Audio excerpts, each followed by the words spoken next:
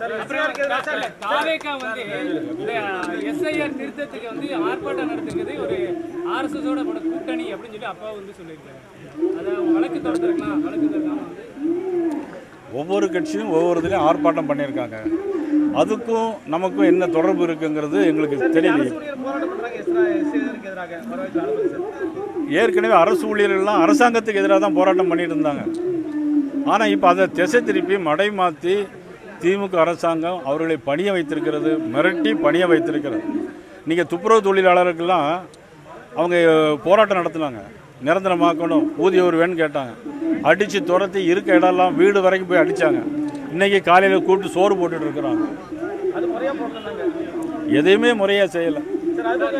தமிழகத்தில் இப்போ வந்து முகமூடி கொள்ளை கரூரில் கடப்பாறையோட வீடுகள் அலைகிற மாதிரி இருக்கு. இதை பற்றி சார், தமிழக காவல்துறை சட்டம் ஒழுங்கு சரியில்லை. சட்டம் ஒழுங்கை காவல்துறையை கையில் வச்சிருக்க முதலமைச்சர் சரியான முறையில் காவல்துறை இயக்கவில்லை. முன்னெல்லாம் ஒரு காலத்தில் சொல்லுவாங்க, கலைஞர் சொல்லுவார், காவல்துறையோட ஈரல் புறையோடி விட்டது அப்படிம்பாங்க. ஆனால் இப்போது காவல்துறையுடைய ஈரல் புறையோடி விட்டது. அதாவது வருகின்ற 26 சட்டமன்ற தேர்தலுக்கு வரப்போது பீகாரில் மாபெரும் வெற்றி பெற்றிருக்கீங்க. தமிழகத்தில் நீங்கள் எப்படி பார்க்குறீங்க? தமிழகத்தில் நான் ஏற்கனவே நிறைய பேட்டி கொடுத்துருக்கேன், நீங்கள் பார்த்துருப்பீங்க. இப்போ முதலமைச்சர் 234 தொகுதியிலும் வெற்றி பெறுவோம், நீங்கள் எத்தனை தொகுதியிலும் வெற்றி பெறுவோன்னு நீங்கள் நிறைய கேட்டிருக்கீங்க. இப்போ நான் சொல்கிறேன், 200 தொகுதிக்கு மேலே நிச்சயமாக வெற்றி பெறுவோம்.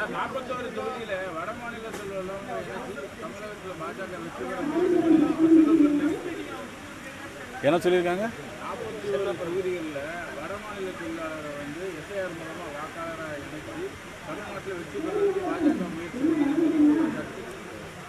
அதாவது பாரதிய ஜனதா கட்சியை பொறுத்தவரை இந்த மாதிரி வேலைகளை பார்க்கறது நாங்கள் இல்லை.